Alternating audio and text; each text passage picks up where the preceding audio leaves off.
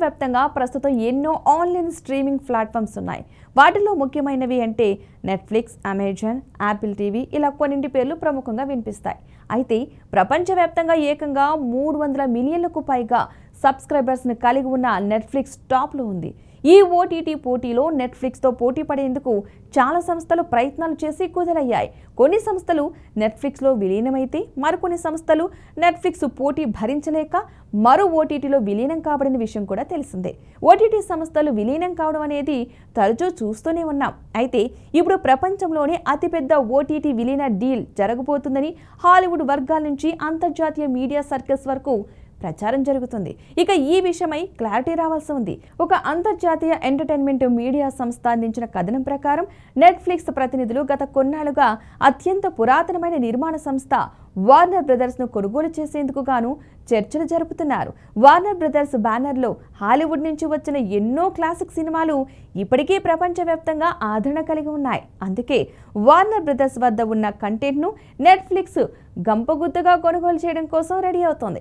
ప్రస్తుతానికి Warner brothers studios, నిర్మాణ సంస్థలు అంతగా యాక్టివ్గా లేవు. గతంతో పోలిస్తే వార్నర్ బ్రదర్స్ యొక్క ప్రస్థానం ఆకాశమే హద్దు అన్నట్లుగా లేదు. కనుక నెట్ఫ్లిక్స్కు తమ కంటెంట్ను వార్నర్ బ్రదర్స్ ఇచ్చేందుకు ఓకే చెప్పవచ్చు అనే అభిప్రాయం కూడా చాలామంది విశ్లేషకులు వ్యక్తం చేస్తున్నారు. వార్నర్ బ్రదర్స్ని కొనుగోలు చేయడం కోసం నెట్ఫ్లిక్స్ ఇప్పటికే బిడ్ రెడీ చేసిందని, అతి త్వరలోనే ఈ విషయమై అధికారికంగా ప్రకటన వచ్చే అవకాశాలు ఉన్నాయంటూ ఇండస్ట్రీ వర్గాల వారు అభిప్రాయం వ్యక్తం చేస్తున్నారు.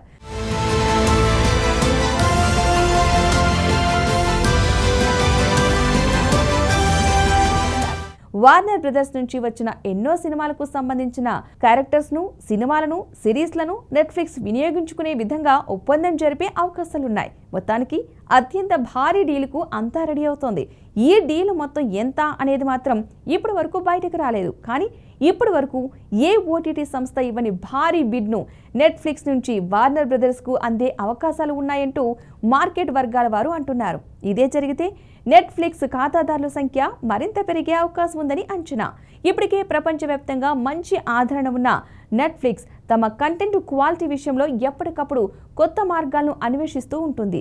వార్నర్ బ్రదర్స్తో డీల్ కుదిరితే, విలీనం ప్రక్రియ అంతా సాఫీగా సాగితే ఖచ్చితంగా నెట్ఫ్లిక్స్లో కంటెంట్ ఇతర ఓటీటీ కంటెంట్తో పోలిస్తే టాప్ రేంజ్లో ఉండే అవకాశం ఉందని పలువురు అంటున్నారు.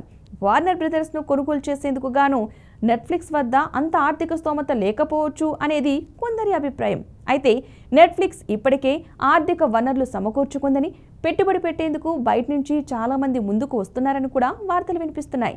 ఏది ఏమైనా నెట్ఫ్లిక్స్ వంటి అతిపెద్ద ఓటీటీ స్ట్రీమింగ్ ప్లాట్ఫామ్ వారు వార్నర్ బ్రదర్స్ను కంటెంట్ తీసుకుంటే ప్రేక్షకులకు ఖచ్చితంగా మంచి వినోదాల విందు దక్కడం ఖాయం.